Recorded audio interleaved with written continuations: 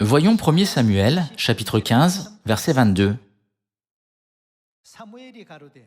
Samuel dit, « L'Éternel trouve-t-il du plaisir dans les holocaustes et les sacrifices, comme dans l'obéissance à la voix de l'Éternel?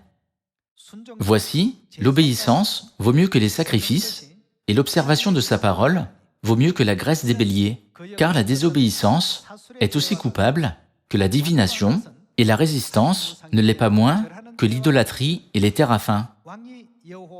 Puisque tu as rejeté la parole de l'Éternel, il te rejette aussi comme un roi. » Lorsque Dieu a ordonné à Saül de détruire Amalek, Dieu lui a ordonné de tout détruire, non seulement les hommes, mais aussi tous les animaux. Cependant, Saül a épargné les meilleures brebis et les meilleurs bœufs. Puis Dieu a puni Saül. Je me repens d'avoir établi Saül pour roi. Le prophète Samuel a dit, « Quel est ce cri de brebis et de bœufs que j'entends? Dieu ne t'a-t-il pas ordonné de les détruire tous? » Cependant, le roi Saül a donné des excuses. Quand j'offre un sacrifice à Dieu, je veux offrir quelque chose de meilleur, et le peuple le réclamait à grands cris. J'ai écouté le peuple.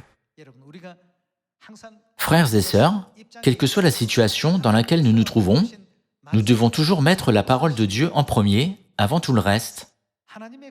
Puisqu'il n'a pas mis la parole de Dieu en premier, il n'a pas fait la volonté de Dieu, mais il a fait sa propre volonté en utilisant des paroles du peuple comme excuse. Il a utilisé le peuple comme excuse. Verset 22, « Voici, l'obéissance vaut mieux que les sacrifices, et l'observation de sa parole vaut mieux que la graisse des béliers, car la désobéissance est aussi coupable que la divination, et la résistance ne l'est pas moins que l'idolâtrie et les téraphins. Pouvons-nous être sauvés si nous commettons l'idolâtrie? Jamais.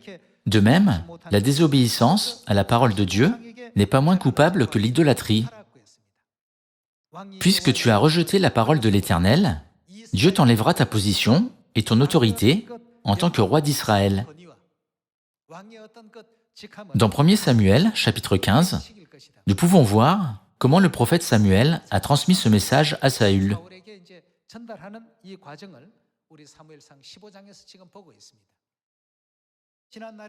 Quand nous regardons Romains, chapitre 15, ce qui a été écrit d'avance l'a été pour notre instruction, n'est-ce pas? À travers ce verset, nous pouvons comprendre et apprendre que si nous désobéissons à la parole de Dieu, comme Saül l'a fait, nous aurons le même résultat que Saül, n'est-ce pas? Lorsque Dieu nous dit de faire quelque chose, faisons-le en obéissant absolument.